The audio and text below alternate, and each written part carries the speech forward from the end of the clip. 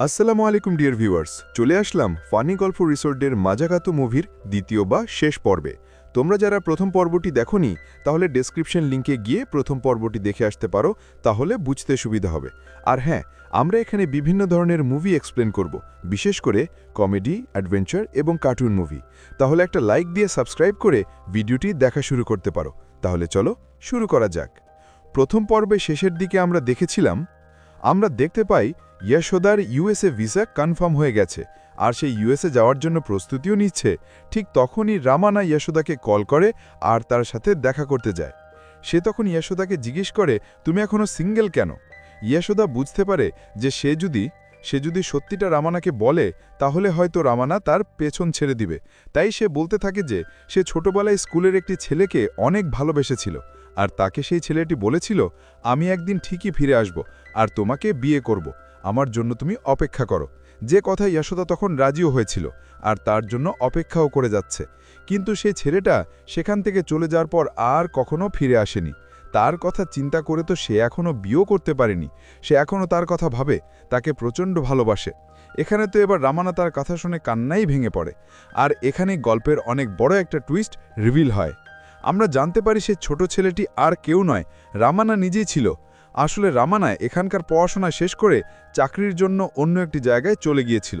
তবে সে যখন তাকে বিয়ে করার জন্য ফিরে এসেছিল, তখন সে জানতে পারে যে যশোদার বিয়ে অন্য কারো সাথে ঠিক হয়ে গেছে। এই কথা শুনে তো রামানা অনেক কষ্ট পেয়েছিল, তাই সেই শহর ছেড়েই চলে যায় আর অন্য একটা মেয়েকে বিয়ে করে নেয়। এখানে রামানা যশোদাকে বলে, তুমি আমার কারণে এখন পর্যন্ত বিয়ে করনি। এরপরই রামানা এখানে কান্না করতে করতে যশোদার কাছে ক্ষমা চায় আর জানায়, আমার স্ত্রী মারা গেছে অনেক আগে, আর আমার একটা ছেলেও আছে। এরপরই সেই যশোদাকে প্রশ্ন করে, তুমি কি এখনও আমাকে বিয়ে করবে? আমি আসলে তোমাকে ভুল বুঝেছিলাম, সব ভুল আমারই। যশোদা তখন এখানে রামানা সব কথা শোনে আর সব ভেবেচিন্তে তার কথায় রাজিও হয়ে যায়। রামানা তো এতে বেশ খুশি হয়। এদিকে কৃষ্ণা জানতে পারে তার বাবা যশোদ নামের সেই মেয়েকে ভালোবাসে, আর রামানাও জানতে পারে যে তার ছেলে কৃষ্ণা মীরা নামের একটা মেয়েকে ভালোবাসে। এইটা শুনে তো তারা দুজনেই অনেক বেশি খুশি হয়ে যায় যে অবশেষে তাদের জীবনে ভালোবাসার মানুষ এসেছে। এরপরই সেদিন রাতে রামানা আর কৃষ্ণা দুজনেই রেডি হয়ে নেয় তাদের প্রেমিকাদের সাথে দেখা করতে যাওয়ার জন্য। কিন্তু দেখা যায় রামানা গিয়ে মীরাকে ভুলে ডাক দেয়, আর কৃষ্ণা গিয়ে ভুলে যশোদাকে ডাক দেয়। মীরা আর যশোদা তো দুজনেই অবাক হয়ে যায় আর চিৎকার করে ওঠে। ফলে রামানা তো একদিকে দৌড় দেয় আর কৃষ্ণা আরেক দিকে দৌড় দেয়। পালাতে পালাতে তারা গিয়ে একে অপরের সাথে ধাক্কা খায়। পরবর্তীতে তারা দুজনেই জানতে পারে যে মীরা আর যশোদা একই সাথে একই বাড়িতে থাকে। তাদের আওয়াজ শুনে যশোদা, মীরা আর তাদের বাবা মা দ্রুত বেরিয়ে আসে। তখন তো রামানা আর কৃষ্ণা খুবই অবাক হয়ে যায়, কারণ সেখানে তারা ভার্গাভকে দেখতে পায়। আসলে ভার্গাভ ছিল যশোদার ভাই আর মীরার বাবা, অর্থাৎ যশোদা আর মীরার সম্পর্কে ফুপু ভাস্তি। এদিকে আবার ভার্গাভের ঠিক করা গুন্ডা তাকে জানায় যে সে রামানা আর কৃষ্ণাকে তাদের বাড়ির সামনেই দেখেছে। এই কথা শুনতে শুনতেই তো ভার্গাভ রামানা আর কৃষ্ণাকে তার বাড়িতেই দেখতে পায়। আর ভার্গাভ যখন রামানা আর কৃষ্ণাকে দেখে তখন সেও অনেক বেশি অবাক হয়ে যায়। সেই মুহূর্তে মীরা আর যশোদা তাদের ভালোবাসার কথা ভার্গাভকে বলে। মীরা গিয়ে কৃষ্ণার সাথে পরিচয় করিয়ে দেয় আর যশোদা গিয়ে রামানার সাথে পরিচয় করিয়ে দেয়। কিন্তু ভার্গাভ তো তাদের কথা শুনে অনেক রেগে যায় এবং তাদেরকে মানতেই চায় না। এর পরের দৃশ্যে আমরা দেখতে পাই রামানা আর কৃষ্ণা ভার্গাভকে বোঝানোর জন্য তাদের বাড়িতে আসে। ভার্গাভ তো তাদের একদমই পছন্দ করে না, তাই তখনই সে একটু চিন্তা করে রামানা আর কৃষ্ণাকে বলে যে আমার আসলে তোমাদের বিয়েতে কোনো সমস্যা নেই, তবে আমার একটা শর্ত আছে। রামানা আর কৃষ্ণা তো তখন একটু ভয় পেয়ে যায়।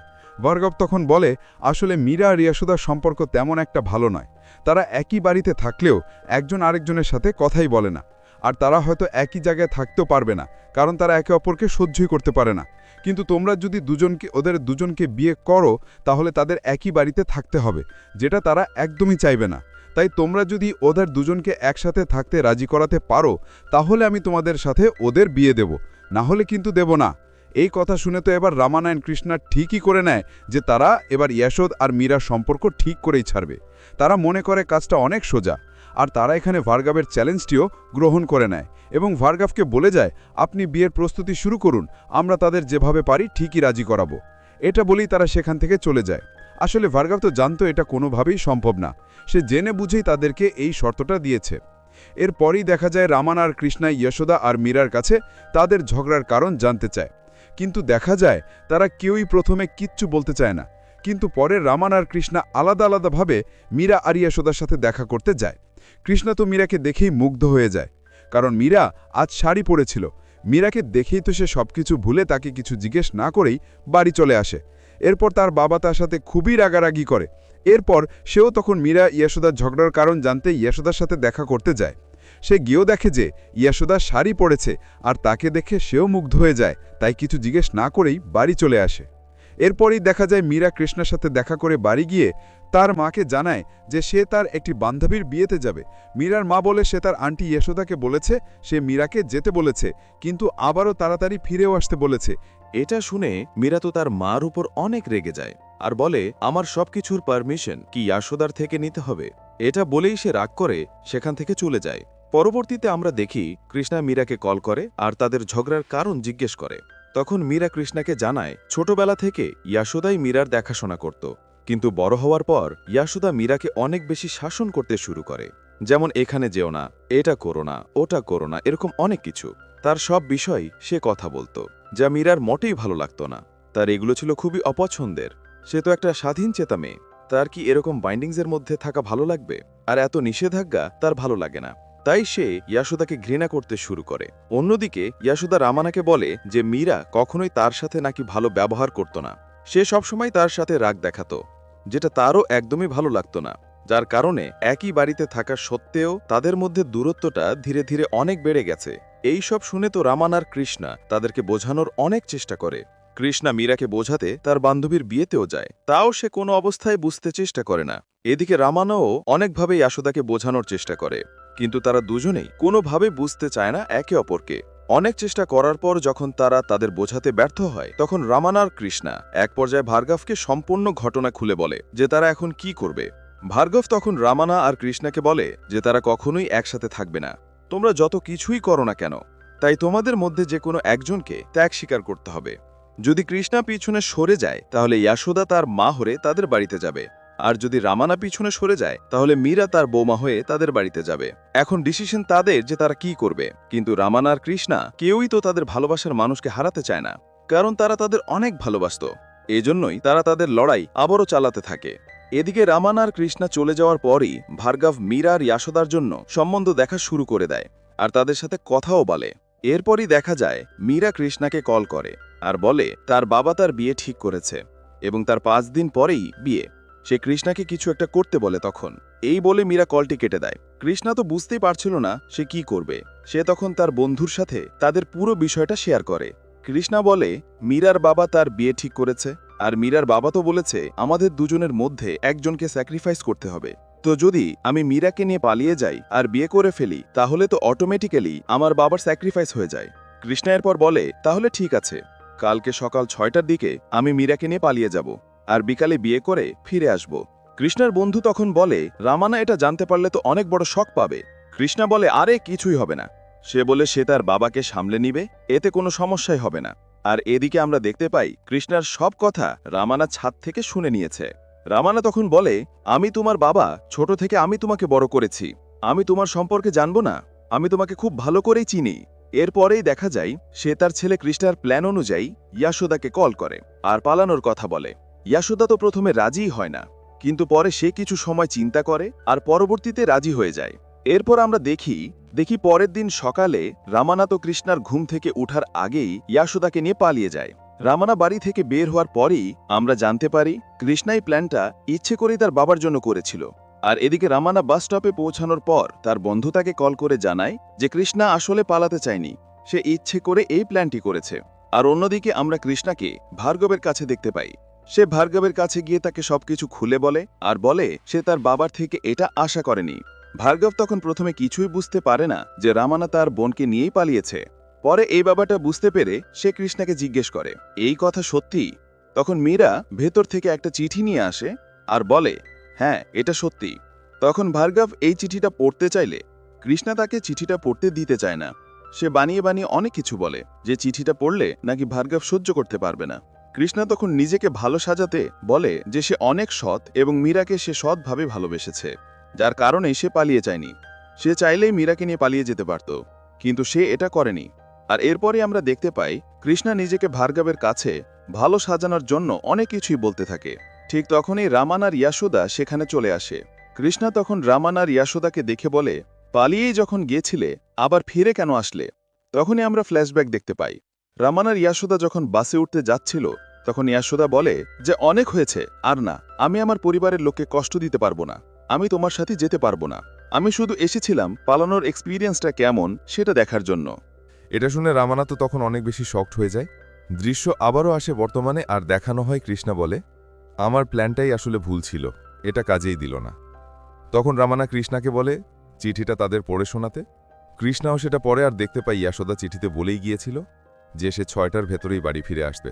তখন তো ভার্গব তাদের উপর খুবই রেগে যায় আর বলে, আমি তোমাদের বলেছিলাম তোমরা কেউ একজন স্যাক্রিফাইস করো, তোমরা কেউই স্যাক্রিফাইস করলে না, আর এখন তোমরা আমার বাড়ির মেয়েদের নিয়ে পালিয়ে যাওয়ার চেষ্টা করছো।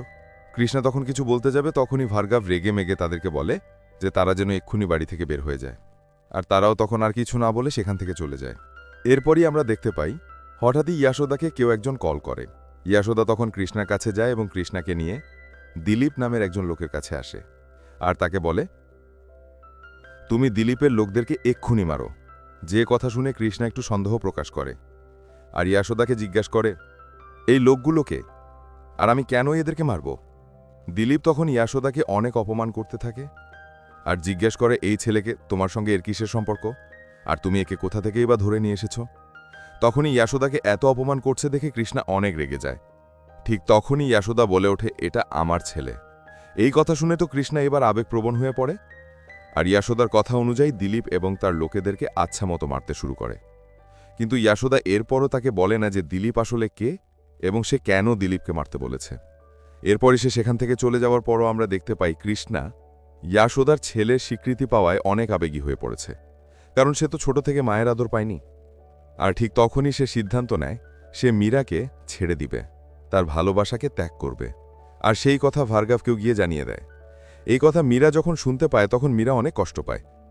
পরদিনই দেখা যায় মীরা কৃষ্ণার সাথে কথা বলার জন্য তাদের বাড়িতে যায়, কিন্তু বাড়িতে তখন কেউই ছিল না। আর সে দেখে বাড়ির অবস্থা খুবই খারাপ, বাড়িটি অনেক বেশি অপরিষ্কার হয়ে আছে। তাই সে সেই মুহূর্তেই বাড়িটি পরিষ্কার করা শুরু করে দেয়। সে বাড়ির সব কাজ করে, সব কিছু পরিষ্কার করে, এছাড়াও সে সবার জন্য খাবারও তৈরি করে। এই সময় রামানা হাসপাতালে ছিল। হাসপাতাল থেকে বাড়ি ফিরে এসেই সে মীরাকে দেখতে পায়। আসলে রামানা তখন কয়েকদিন ধরেই অনেকটা জ্বরে ভুগছিল। সেই সময় এখানে মীরা রামানার যত্ন নিতে শুরু করে, ঠিক যেমন করে একজন মেয়ে তার বাবার যত্ন নেয় সেইভাবে। এসব দেখে তো রামানা অনেক বেশি আবেগপ্রবণ হয়ে পড়ে আর ভাবে তার একটা মেয়ে থাকলেও হয়তো তার এরকম করেই যত্ন করত। সে এসব কথা ভেবে আবেগে কান্নাই করে দেয়। আর এরপর রামানা ও মীরাকে সেখানে তার সামনে বসিয়ে খাইয়ে দেয়। মীরা তো সেখান থেকে বাসায় ফিরে তার মায়ের কাছে অনেক কান্না করে, কারণ সে কৃষ্ণাকে বুঝতে পারেনি আর কৃষ্ণও বোঝেনি। এরপরই আমরা দেখতে পাই রামানা পরের দিন ইয়াশোদাকে তার সাথে দেখা করতে ডাকে এবং তাকে বলে, আমরা যদি নিজেদের খুশির জন্য বিয়ে করি তাহলে সুখী হব কিনা নিশ্চিত জানি না, কিন্তু কৃষ্ণা ও মীরা যদি নিজের খুশিতে বিয়ে করে তাহলে তারা নিশ্চিত সুখী হবে। তাদের জন্য আমাদেরকে নিজেদের ভালোবাসা ত্যাগ করতেই হবে। এই কথা বলেই রামানা সেখান থেকে চলে যায় এবং সে ভার্গবকেও ওই বিষয়টি জানিয়ে দেয়। অন্যদিকে ইয়াশোদা এই কারণে অনেক বেশি কষ্ট পায়। রামানা আর কৃষ্ণা দুজনেই অজান্তেই নিজেদের ভালোবাসা ত্যাগ করতে রাজি হয়ে গিয়েছিল। এটা দেখে এবার ভার্গব এই সিচুয়েশনের সুযোগ নেয় আর সে রামানা আর কৃষ্ণার উপর প্রতিশোধ নেয়ার জন্য মীরা আর ইয়াশোদার বিয়ে অন্য কারোর সাথে ঠিক করে ফেলে। কিন্তু যখন রামানা আর কৃষ্ণা এই ব্যাপারটা জানতে পারে তখন তো তারা কিছুই করতে পারে না। তারা দুজনেই অনেক বেশি কষ্ট পায় আর তারা দুজনেই দুঃখে ভেঙে পড়ে আর একটা ব্রিজের উপরে বসে মদ্যপান করতে শুরু করে। তারা তখন নেশার কারণে সেখানে এতটাই মাতাল হয়ে পড়ে যে সেখানেই অজ্ঞান হয়ে যায়। আর এটাই সেই দৃশ্য যেটা আমরা গল্পের শুরুতে দেখেছিলাম। তো দৃশ্য চলে আসে বর্তমানে। এখানে রামান আর কৃষ্ণা তাদের পুরো গল্পটা এসআইকে শোনায় আর তারও তাদের গল্পটি অনেক ভালো লেগে যায়। তখন সে তাদেরকে বলে যে আমি জানি ইয়াশোদা কেন দিলীপের বিরুদ্ধে মামলা করেছিল আর কেন কৃষ্ণাকে দিয়ে তাকে মার খাইয়েছিল। এখান থেকে দৃশ্য আবারও চলে যায় ফ্ল্যাশব্যাকে। দিলীপ তখন মীরাকে বেশ বিরক্ত করত। তো একদিন সে মীরার পরিবর্তে ভুল করে হঠাৎই ইয়াশোদার উপর আক্রমণ করে ফেলে। তবে ইয়াশোদা তখন কোনোভাবে সেখান থেকে পালিয়ে বেঁচে যায়। এই ঘটনার পর থেকেই সে অনেক বেশি ভয় পেয়ে যায়। আর সে সবসময় মনে করত মীরার উপর আবারও কখনো আক্রমণ হতে পারে, তাই সে সবসময় মীরাকে রক্ষা করতে চাইত। মীরার এত খেয়াল রাখত আর এজন্যই তাকে সে কোথাও যেতে দিতে চাইত না। এছাড়া ইয়াশোদ দিলীপের বিরুদ্ধে পুলিশের কাছে মামলাও করেছিল। এ কথা শুনে কৃষ্ণা বুঝতে পেরে যায় যে যদি মীরা এসব ঘটনা জানতে পারে তাহলে হয়তো সে ইয়াশোদাকে ক্ষমা করে দিবে। আর তাদের দুজনের মধ্যে ভুল বোঝাবুঝি হয়তোবা ঠিকও হয়ে যাবে। তাই তারা দুজনেই তখন এসআইড থেকে পারমিশন নিয়ে সেখান থেকে বেরিয়ে যায়। তারা সোজা চলে আসে মীরা আর ইয়াশোদার সাথে দেখা করতে, আর সেখানে গিয়ে কৃষ্ণা মীরাকে প্রথমেই এসব বিষয় জানিয়ে দেয়। কৃষ্ণা তখন মীরাকে বলে, তোমার আন্টি তোমাকে অনেক ভালোবাসে, যার কারণে তোমার বিপদেও তোমার পাশে ছিল সে। এমন আন্টি পাওয়া তো ভাগ্যের ব্যাপার। তুমি তো তাকে এতদিন ভুলই বুঝে এসেছ, তার উপর বিরক্ত হয়ে মদ খেতেও চলে গিয়েছ, কিন্তু সে তো আসলে তোমার ভালোই চাইতো। তার জায়গায় অন্য আন্টিরা হলে তো তোমাকে বিপদে ফেলে ঠিকই চলে যেত।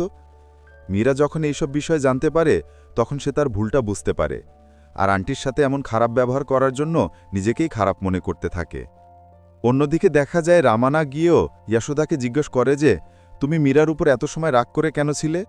তখন ইয়াশোদা বলে, মীরা আমার সাথে কখনই ভালো ব্যবহার করেনি, আমি তো তার ভালো চাইতাম, কিন্তু দেখা যায় তার এইসব ভালো লাগতো না, তাই আমিও একসময় তার সাথে ধীরে ধীরে কথা বলা কমিয়ে দেই। কিন্তু এখন যখন সব ভুল ধারণা মিটেই গেছে, মীরাও তার ভুল বুঝতে পেরেছে, তাই তারা দুজনই দুজনকে মাফ করে দেয়। তো এরপরই দেখা যায় তারা দুজনই দুজনকে জড়িয়ে ধরে আর দুজন সব রাগ ভুলে এক হয়ে যায়। আসলে তারা দুজনই দুজনকে অনেক ভালোবাসত, কিন্তু প্রকাশ করত না আর কি। এরপরই দেখা যায় তারা সবাই এক হয়ে যায়। তবে ভার্গব যখন এই বিষয়টা জানতে পারে তখন তো সে অনেকটা অবাক হয়ে যায় আর কোনোভাবে মানতেও চায় না। কিন্তু সে যেহেতু ওয়াদা করেছিল তাই তাকে বাধ্য হয়ে মানতেই হয় তাদের সম্পর্ক, সে আর কিছুই করতে পারে না। এরপরই দেখা যায় ভার্গব কৃষ্ণাকে মীরার সাথে এবং রামানাকে ইয়াশোদার সাথে বিয়ে দিয়ে দেয়। তারা সবাই তো অনেক খুশি থাকে। তাদের খুশি থাকতে দেখে ভার্গবও এখন তার প্রতিশোধ নেওয়ার কথা ভুলে যায় আর তাদের সাথে হাসি খুশিভাবেই থাকে। আর এই হ্যাপি মোমেন্টের সাথে এই গল্পটাও এখানে শেষ হয়ে যায়। আসলে সামান্য ভুল বোঝাবুঝি মানুষের জীবনে কত বড় সমস্যা বয়ে আনতে পারে, এই গল্পটা তারই প্রমাণ। তাই একটু সময় করে আপনজনকে ভুল না বুঝে একে অপরের সাথে কথা বলে নিলেই সবকিছুরই সমাধান হয়ে যায়। তাই সবারই উচিত নিজেদের মনের মধ্যে কথা চেপে না রেখে নিজেদের খারাপ লাগা ভালো লাগাগুলো আপনজনদের সাথে শেয়ার করা, তাহলে আর ভুল বোঝাবুঝিও হবে না আর নিজেদের সম্পর্কটাও আজীবন সুন্দর থাকবে। যাক, এই তো ছিল আজকের গল্প, আর এখানেই শেষ হলো আমাদের আজকের ভিডিও। আশা করি ভিডিওটি তোমাদের ভালো লেগেছে। যদি ভিডিওটি ভালো লেগে থাকে তাহলে সুন্দর একটা লাইক দিয়ে তোমার মন্তব্যটি আমাদের কমেন্ট বক্সে করে যাও। তোমরা যদি এরকম ফ্যান্টাসি অ্যাডভেঞ্চার এবং কমেডি মুভি দেখতে পছন্দ করো তাহলে চ্যানেলটি সাবস্ক্রাইব করে রাখতে পারো পরবর্তী সুন্দর সুন্দর ভিডিও পাওয়ার জন্য। তাহলে দেখা হবে পরের ভিডিওতে। ততক্ষণ পর্যন্ত আল্লাহ হাফেজ, আসসালামু আলাইকুম।